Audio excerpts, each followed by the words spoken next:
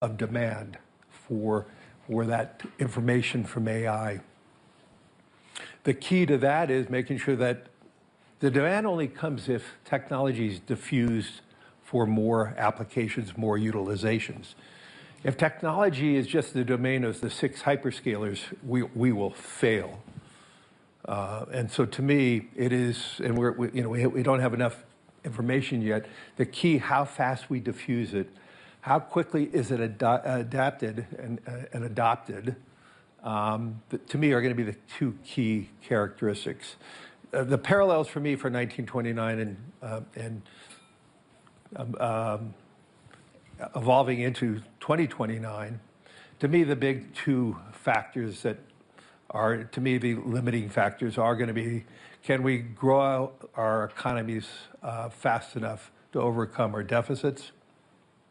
That's going to be one big issue, especially with the rising deficits of the U.S. And the 2, the capabilities of the capital markets to continue to fund these investments, to make the Western economies having the capabilities to have that J curve in the adoption of technology. Let me ask you, and let me go to Ken on this, and it's reflective though of something actually Larry's talked about over the past couple of years. Larry wrote a letter called "The Democratization of Finance." That was a phrase used in the 1920s. There was a real effort to democratize finance, to raise funds from the public. There was a huge amount of debt that helped finance the decade.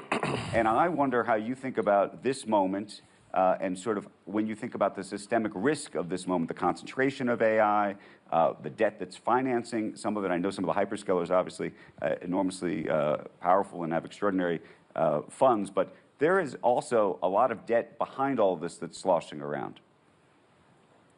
So, first of all, it's a pleasure to be on the gloom and doom panel. Yeah, we're not doom. You know that. 1920s were an extraordinary period. As I said at the beginning, it's not preordained. I just love the end note of the 1920s, which was, of course, the Great Depression, Andrew. So let's take a step back and talk about where we are right here, right now. It's ironic that we see 2 emerging countries leading the world in in the tokenization and digitization of their currency. That's Brazil and India.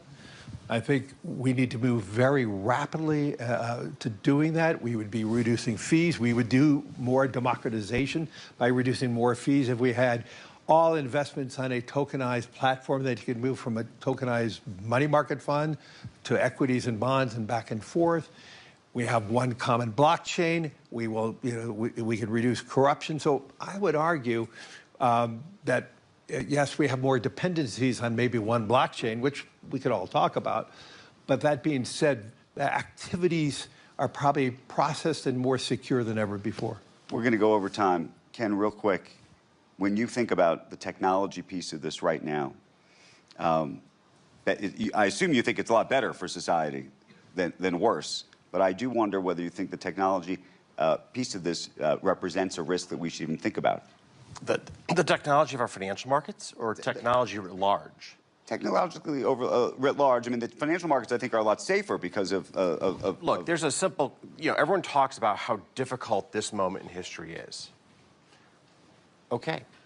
You can live your life you have today, or be born as the King of England 200 years ago. Which life would you rather have? What comes next? It depends on whether you're...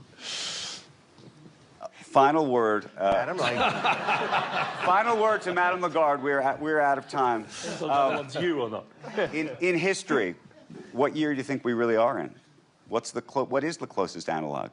I'm reminded of a quote by Hamilton to King George.